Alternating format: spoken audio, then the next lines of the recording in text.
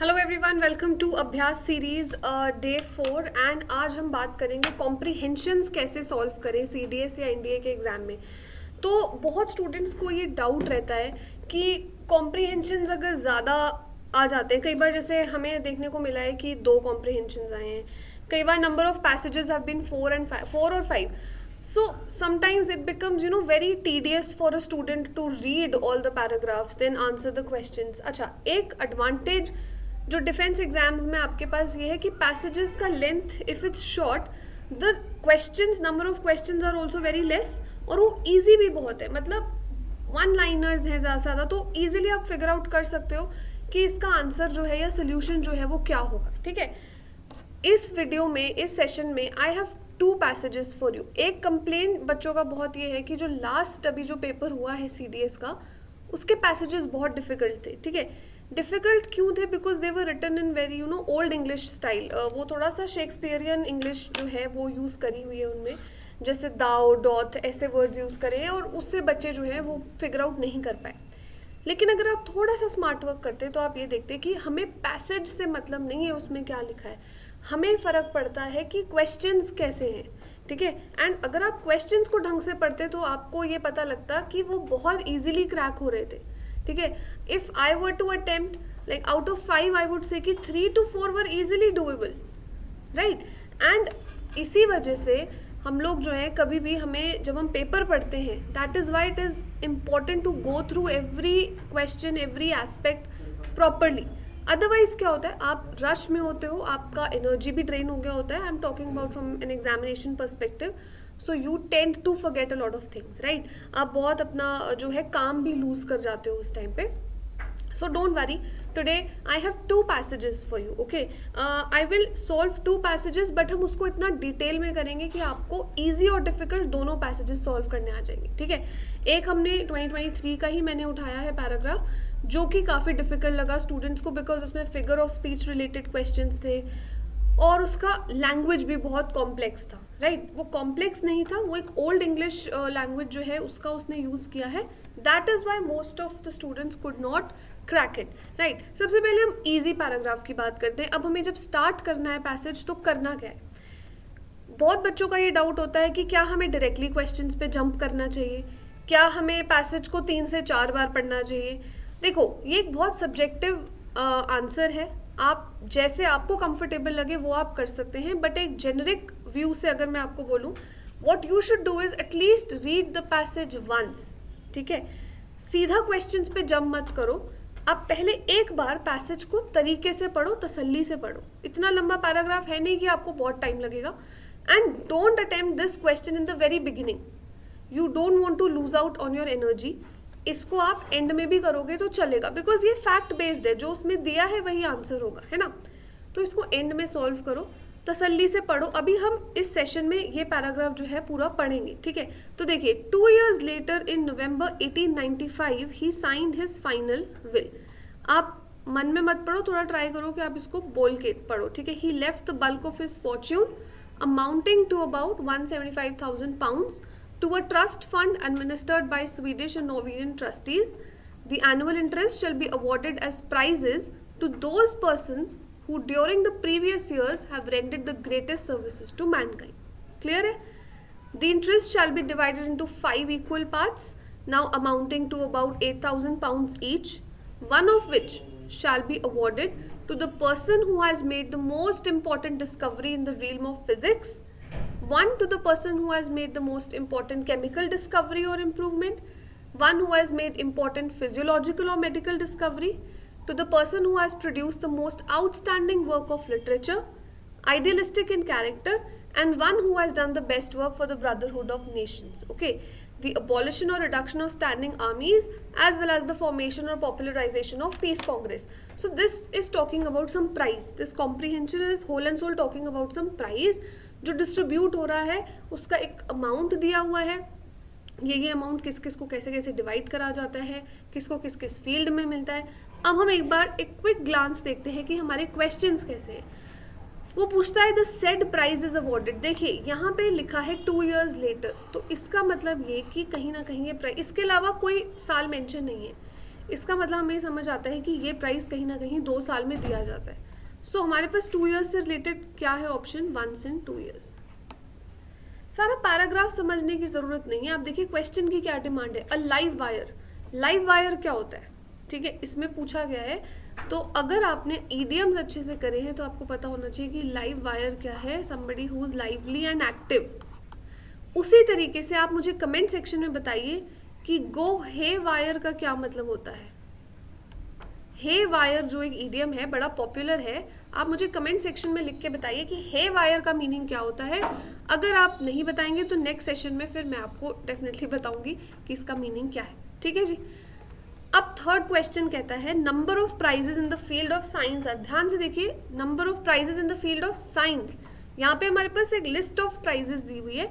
We have to pick only the scientific one. So see, पहला वो कहता है फिजिक्स में केमिकल डिस्कवरी, और कौन, फिजियोलॉजिकल और मेडिकल डिस्कवरी. इसके आगे जितने हैं वो सब लिटरेचर और नोबल कॉजेज के लिए जो प्राइजेस हैं वो है.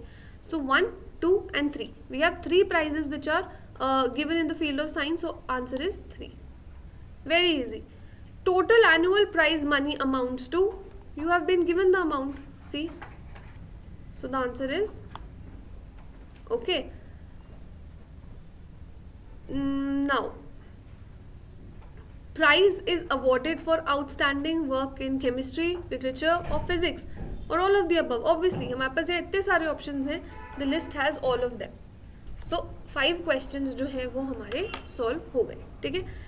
अब है ये सेकेंड वाला पैराग्राफ जो कि स्लाइटली डिफ़िकल्ट है, क्योंकि ये अभी लास्ट 2023 का जो सेकेंड पेपर हुआ था सितंबर में, उसमें आया है और बहुत बच्चों को ये सॉल्व करना बहुत मुश्किल लगा. ठीक है, हम एक एक करके पढ़ते हैं कि ये है क्या. What is truth said jesting pilot. Okay, pilot कौन है ये. Pontius pilot was a person. ये एक बेसिकली ये जो एग्जर्प्ट है ये एक ऐसे से लिया गया है. मैं आपको ऐसे का नाम बताती हूँ. It is called off truth. The name of the essay is Of Truth and it has been written by Francis Bacon. Okay. So Pontius Pilate is a person. अगर आपने थोड़ा बहुत आपको पता होगा तो क्रिश्चियनिटी में Jesus Christ was actually crucified, right? So this person was behind this whole crucifixion of Jesus. तो उनको माना जाता है कि इनका हाथ रहा है जीसस क्राइस्ट की क्रूसिफिकेशन में. तो ये जो पैराग्राफ है या जो ये ऐसे है फ्रांसिस बेकन ने लिखा है, it talks about how people want to look at true and lie, like a truth and a lie. ठीक है, कि हम जो है totally true भी नहीं हो सकते, because otherwise it becomes very wrong for a person to accept. कि अगर हम किसी को सिर्फ सच बोल दें वो शायद उसको digest ना कर पाए, accept ना कर पाए. So there has to be some sort of lie in everything. Okay, देखिए jesting का मतलब क्या होता है. कोर्ट जेस्टर सुना है आपने कभी. हर एक पहले राजा के कोर्ट में ना एक कोर्ट जेस्टर हुआ करता था. उसका काम क्या था, बस हंसाना, to add some humorous effect. So jester is a clown. Okay, what is truth said jesting Pilate and would not stay for an answer. Certainly there be that delight in giddiness and counted a bondage to fix a belief affecting free will in thinking as well as in acting. की सच है क्या. ठीक है, कि हाँ उसमें किसी तरह की एक बुराई भी है कि सच जो है वो कड़वा होता है जैसे हम कहते हैं. ठीक है, लेकिन झूठ बोलने से क्या होता है कि चीज़ें बदतर हो सकती हैं. And though the sects of philosophers of that kind be gone. उस तरीके के फिलोसोफर्स जो पहले के टाइम में होते थे अब वो नहीं रहे, जो इन सब चीज़ों के बारे में या जो सच ढूंढने के लिए बहुत ज़्यादा डेस्परेट है, उस तरीके के फिलोसोफर्स अब नहीं रहे. Yet there remain certain discoursing wits. Wits यानी विट इज़ विजडम, राइट. लेकिन फिर भी उस प्रकार के कुछ फिलोसोफर्स आज भी हमारे बीच में हैं, which are of the same veins, जिनकी वेन्स यानी नसें तो सेम है, though there be not so much blood in them as was in those of the ancients. लेकिन उनकी कहते हैं ना रगों में उतना ब्लड नहीं है या उनकी थिंकिंग उतनी ब्रॉड नहीं है. एक मेटाफर है ये कंपेयर करने का, जितनी उस टाइम के एंशिएंट फिलोसोफर्स में थी. ठीक है, but it is not only the difficulty and labour which men take in finding out of truth, nor again that when it is found, it imposeth. This is imposeth means it imposes upon man's thoughts that doth. Now what do you mean by doth? Doth is an old English way of saying does. Okay, that doth bring lies in favor, but a natural though corrupt love of the lie itself. काफ़ी लंबी line है, काफ़ी complex है, इसको break down करके मैं बताऊंगी क्या मीनिंग है। कहना चाहता है वो कि सच ढूंढना ही सिर्फ एक डिफ़िकल्टी नहीं है, सच ढूंढना या सच सुनना, उसको एक्सेप्ट करना भी बहुत डिफ़िकल्ट है। इसीलिए it is tainted with a little bit of lie, इसलिए इसको थोड़ा सा उसमें झूठ बोला जाता है ताकि you are happy with whatever you have read or heard.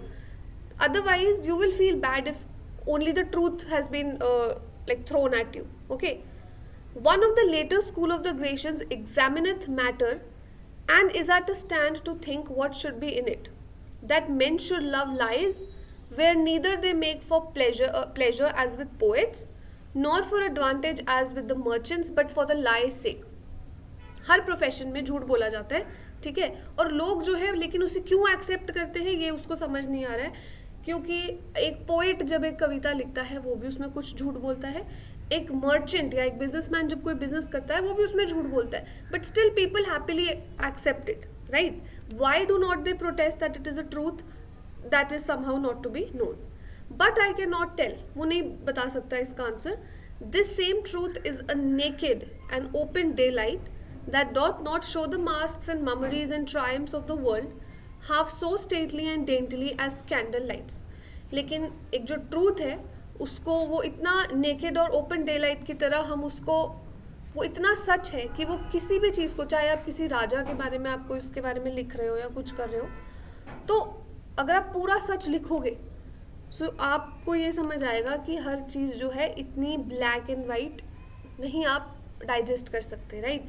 कि अगर कोई किंग है, उसकी विक्ट्रीज हैं, ठीक है, अगर सच सामने आ जाता है तो आपकी शायद किसी को लेके इमेज भी चेंज हो जाती है, right? That is why little bit of lie is added to it. Truth may perhaps come to the price of a pearl that showeth best by day. सच जो है मोती जैसे, सुच्चा मोती जिसको बोलते हैं, जो दिन में भी चमकता है, हर टाइम चमकता है. It is not like diamond और कार्बंकल, आगे की लाइन्स पढ़ो, जो सिर्फ रात को शाइन करते हैं, ठीक है, जब डे लाइट नहीं है. Truth is like a pearl, it is always shining, it is always illuminating. A mixture of lie doth ever add pleasure, लेकिन थोड़ा सा झूठ जो है वो बोलना ही पड़ता है. Doth any man doubt if there were taken out of men's minds vain opinions, flattering hopes, false valuations, imaginations, as one would, and the like, but it would leave the minds of a number of men poor, shrunken things, full of melancholy and indisposition, and unpleasing to themselves. Very difficult, I will explain, wait. It says कि अगर मान लो आप कोई poet है, ठीक है, उसने कविता सुनाई, कोई सिंगर है उसने गाना गाया, कोई परफॉर्मर है उसने आपको एंटरटेन करा, आपको परफॉर्मेंस अच्छा नहीं लगा, आप उसके मुंह पे सच बोल दो, that will make that person sad, right? बजाय कि आप थोड़ा सा बोल देते हो कि वाह वाह बहुत अच्छा है ना, we really enjoyed your performance. If somebody asks you no how was my performance, even if you didn't like it, you will put a little bit of lie and you will say that I enjoyed it thoroughly, I enjoyed it completely.